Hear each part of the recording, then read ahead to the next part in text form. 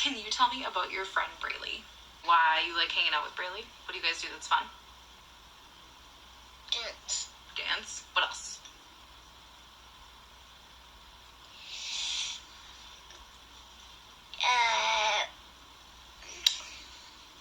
Doing the swing and the trampoline, and she's doing funny tricks. The swing and the trampoline and doing funny tricks. Because she laughs.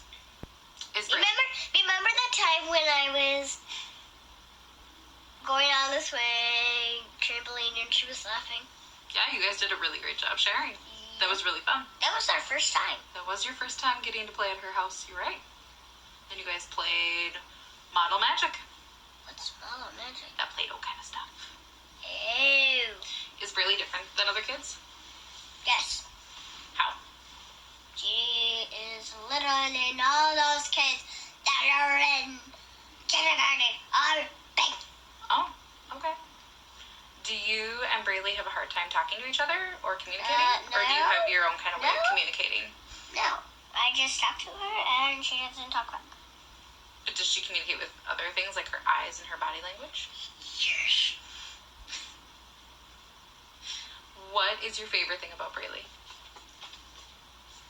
She's cute.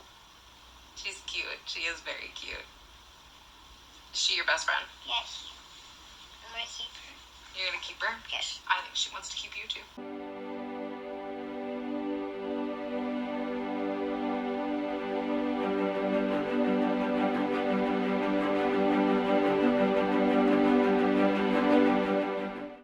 Welcome to Coffee with David. Or Awkward Coffee with David. Awkward Coffee with David. Yeah. We have a guest today. This is Mia's mom, Hi. Elena. Yeah, tell us a little bit about Mia. So I'm the mom of the little girl in the dance video who's running after Braylee having fun.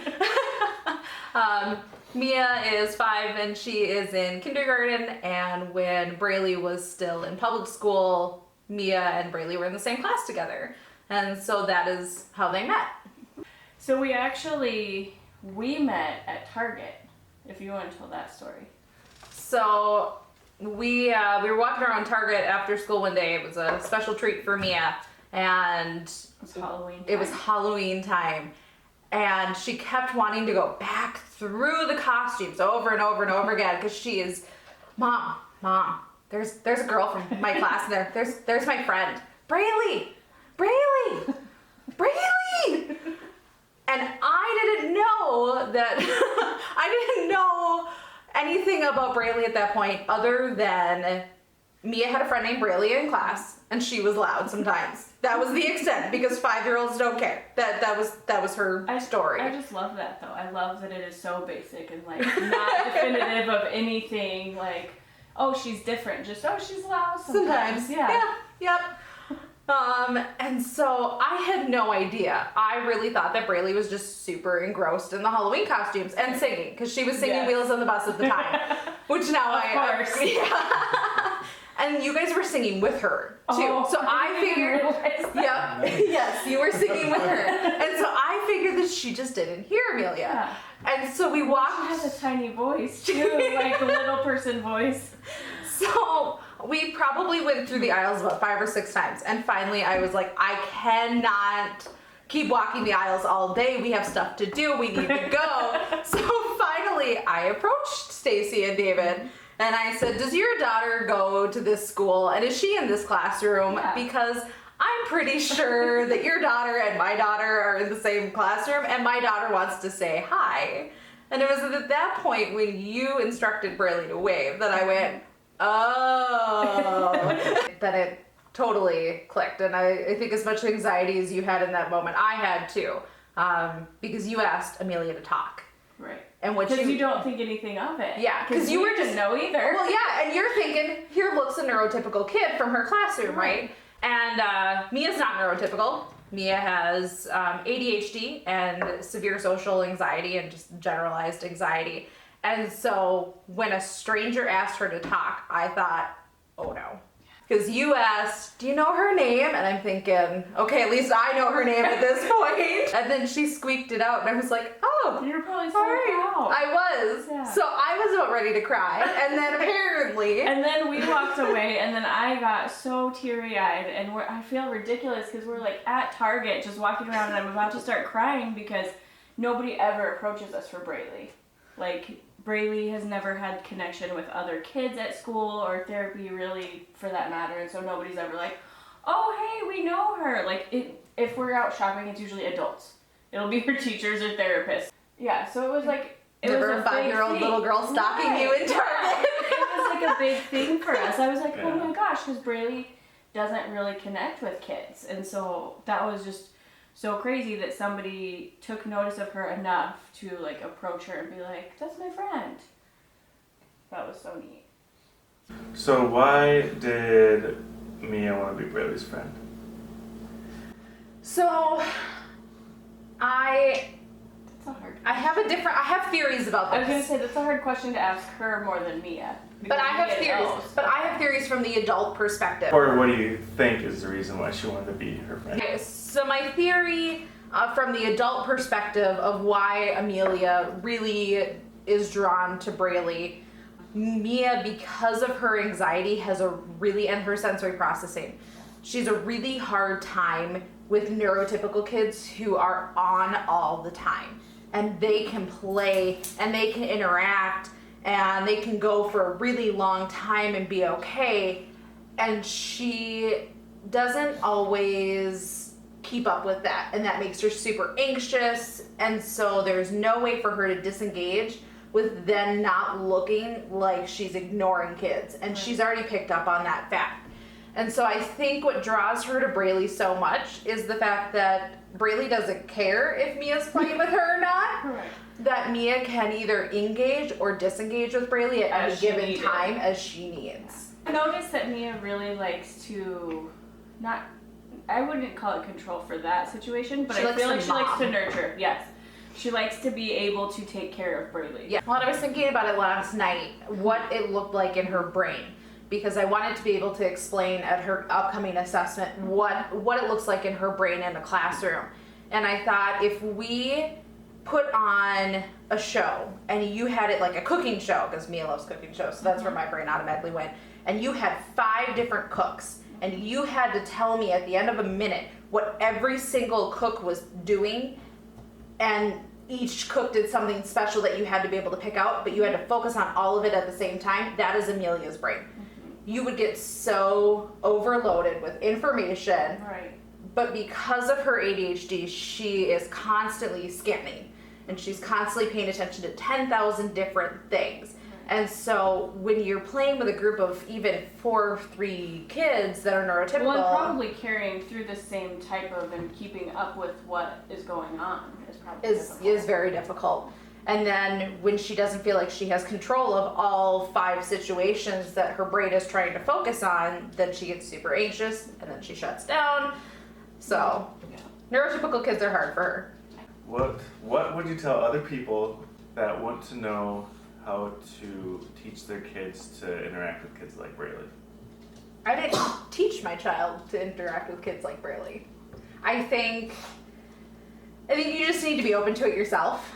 Mia was raised in a very neurodiverse, positive household. My mom was a special education preschool teacher for the school district here. We were always raised that it is what it is, and those were most of my friends growing up. I still have friends who are special needs adults to this day. So my kids just don't know that it's different, because it is what it is. There was a moment where Mia, after we had the conversation with her that I had the conversation with her that Braylee had autism, that she said something about her having a meltdown at school, and that was kind of when school was getting harder for Braylee. Yeah. And Mia has meltdowns as well, and so I said, well, you don't like the bright lights, Mia. No, I hate them. School's really loud for you, isn't it? Yeah, it's so loud. I wish I could wear my headphones all the time. And I said, well, Braylee's sensory needs are more than yours.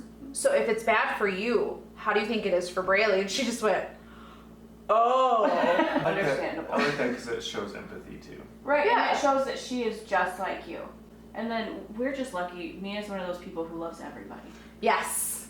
Mia wants to be friends with everybody. But on the flip side, that causes her a lot of anxiety when kids don't want to be friends with her. Right. Because she doesn't understand what she's doing wrong, because Mia just wants to love the world. So the first play date totally happened because I had Braylee's school pictures. Yeah. Because Braylee had gone to therapy instead of being at public school, and I got Braylee's pictures, and Mia was at a birthday party just down the road, and I was like, hey, guess what? We're stopping by. Well, you saw our bus. Yes. Nobody else has a bus. I found your house. Yeah. And so they stopped by and the girls played. And, They played together. Yeah, it was really sweet. Braylee giggling. She purposely kept the swing facing Amelia, and so she was watching Amelia, and then the giggles that were coming out of her. Oh, She it was was actually great. like paying attention to acknowledge, and she was so present. And I was like, that doesn't happen. And then like they were cycling through different stuff, They were and sharing. they were taking turns. Braylee is not good on sharing her swing. Like she'll push kids out of her swing to be in it because that's like her thing. And they were actually like really well cycling through and sharing their time. It was cool. You have your own channel. Well, not own channel, but you have your own She's page. starting I her have- own channel. I have- You are starting your own Yes, channel. I have a Facebook blog. What's it called? Tell us about it. Yeah. So my blog is called Too Typical. Both of my kids are not neurotypical, but they pass as very close to being neurotypical. And so we struggle a lot with finding programs that can work with them, or just getting taken seriously from professionals and trying to get them diagnosed and things like that. I get a lot of, well, you're just making your kids' stuff worse than it really is. And so we're going to try and bring programs that have worked for us and kind of how we've had to weave through knowing that our kids aren't neurotypical and yet they need this help, and how can we get them the best help that they need. And one of the things that during ADHD Awareness Month that I really highlighted was that ADHD is an iceberg. And an iceberg, you only see 20%, and there's 80% below the surface that you don't get to see, or that isn't associated so much. So there's a lot of things under the surface that we see that other people don't see. And so I'm really hoping that other parents who are in my shoes, who are looking at their toddler or their preschooler or their kindergartner, and they're saying something's not right, but nobody is agreeing with me, that I'm telling you that yes, there's probably then something that's not right, and you know your child the best, and here's how we pushed through the barriers, and hopefully then you don't have to push through as many barriers as we had to. Anybody who's been through it doesn't want to wish that on anybody else. No. And from the time that he was very young, I looked and to see if anybody else had any information on how to get through this, and nobody did. And so I'm really hoping that if I can just make one parent's journey through this a little bit easier. And I just wish that people could have been in my house the day that I brought him home the meds. Because I brought the Ritalin home. And I said, Michael, look, I got you meds that are going to help your body be calm and not as bouncy. And he started crying. And he said, Mommy, thank you. Thank you for getting me the meds. And then the first day that he took them, because it's a stimulant, so it works immediately. And the first day he looked at me and he said, Mommy, my body calm. Thing. And then we just finally got Mia some good help. Mia's been really struggling with school. And yesterday she came home and she told me, my brain wasn't as crazy today. It wasn't as crazy in my brain today.